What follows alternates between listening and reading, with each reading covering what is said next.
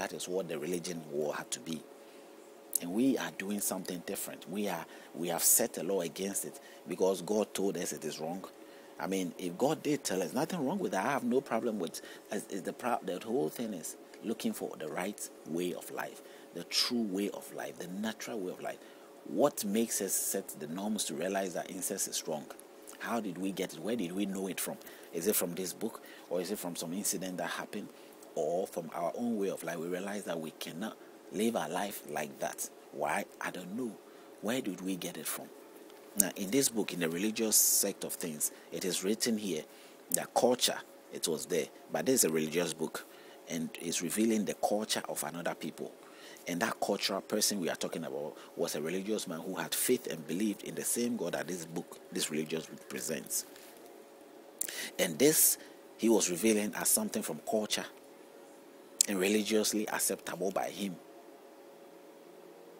It's the same way that the Islamic side also is. So if this is the situation whereby, as we are trying to say, that the source of whatever morals we have set up our life is coming from this book, then I'm not necessarily wrong. But we can find that the practice is necessarily here for us to do that. It is showing us that it was fine, it was being done. But in our own head and in our own our own advanced state of life now, we are saying that it is what? It's not right. Now, in my own culture, or in my own local culture, in the Ghana or Ashanti or whatever culture you may be in, it has been something that we do unawarely. Cousins and families end up marrying or getting settled down, especially in some cultures. It is something which had to be done to preserve the culture or to preserve the identity of the people. That is how English people preserve themselves as English people. They intermarry themselves. If another came in to marry, then it wouldn't have been English. But they also make rooms to make sure that the identity of one comes from the male of the female.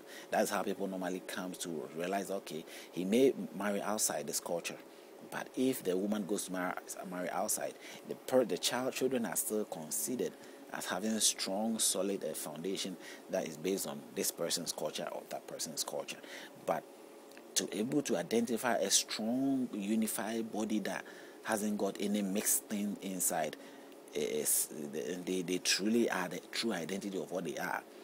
They have to stick to themselves, marry themselves. So that is what the Jewish believed, and that's how they practice their own life. So the Jewish nation is a strong family, blooded generation. There is a strong incest breed people, and they are so bloodily tied up together, that they love each other. They are so close to each other that if you go into the Jewish world, you then will sense it there. And that is also happening in most.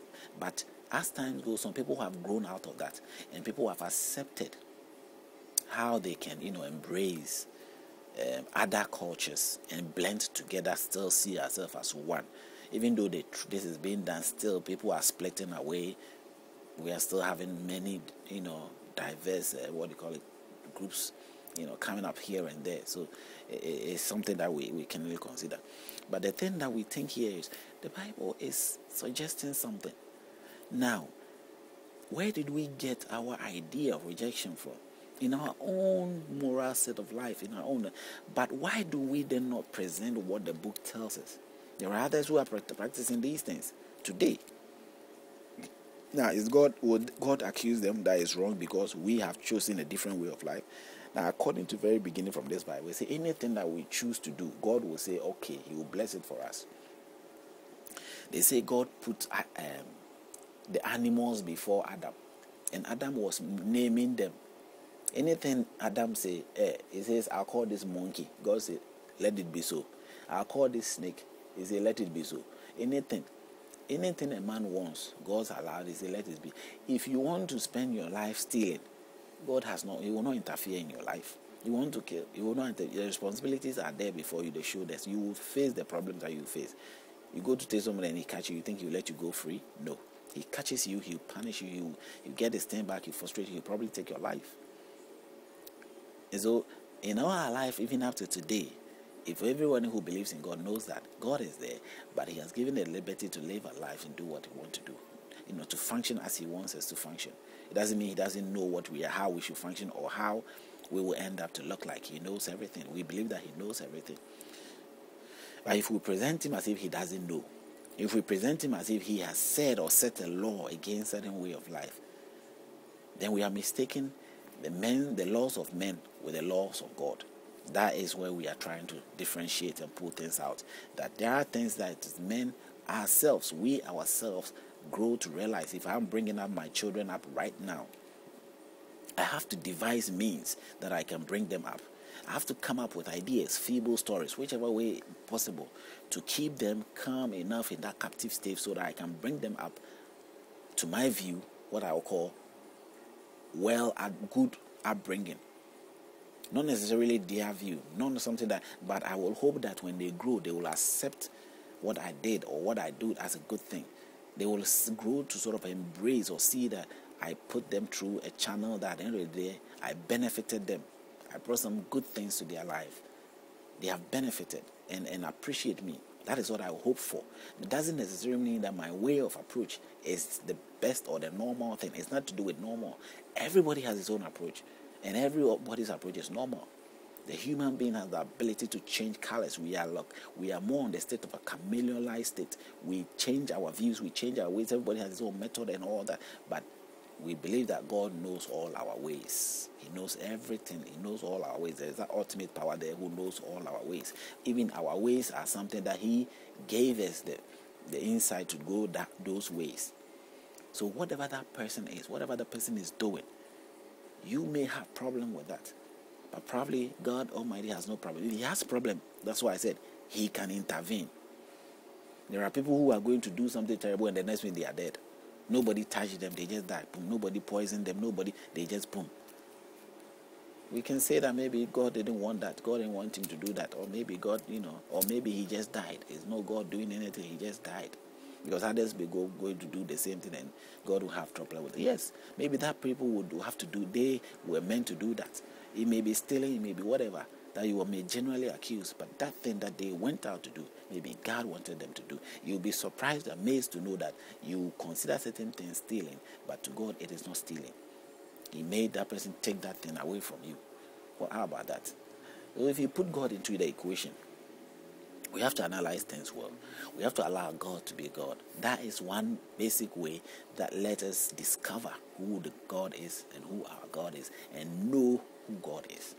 But if we don't put ourselves in that situation, we can never come to that place of knowing who God is. We'll always be darkened and kept in that captive state of what we have developed our moral standards to be, or we've been developed morally to become. And that isn't realization, that is not discovery, that is not knowledge. That is just something you have adapted. Adaptational life. You don't have it as something which is coming from your natural being of what you are. And so your idea of knowledge, of knowing God, is not really applicable here. Whatever you know is an adaptive knowledge. You have adapted it, and you are not having the knowledge of true God. Until you give in, you drop that side of it, that adapted side, and then develop yourself to the true nature, then you know God. You know God in the knowledge, not knowing God in the person. You know God in the knowledge, and the chances that this direction will let you know God in the physical or in the personal way is more viable and greater. Has more chance, of achieving that than the other way that we choose or we are into. Because the other way conflicts our life.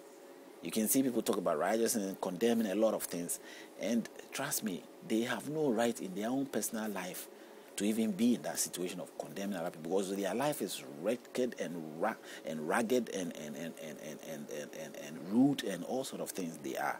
Yet in their rudeness and their wretchedness, they feel within themselves that they have every right to condemn others. And it doesn't occur to us when we are in that situation. It doesn't occur to us. I know. I have been through this. I know. Every time I try to get rid of this part of attitude, this part of this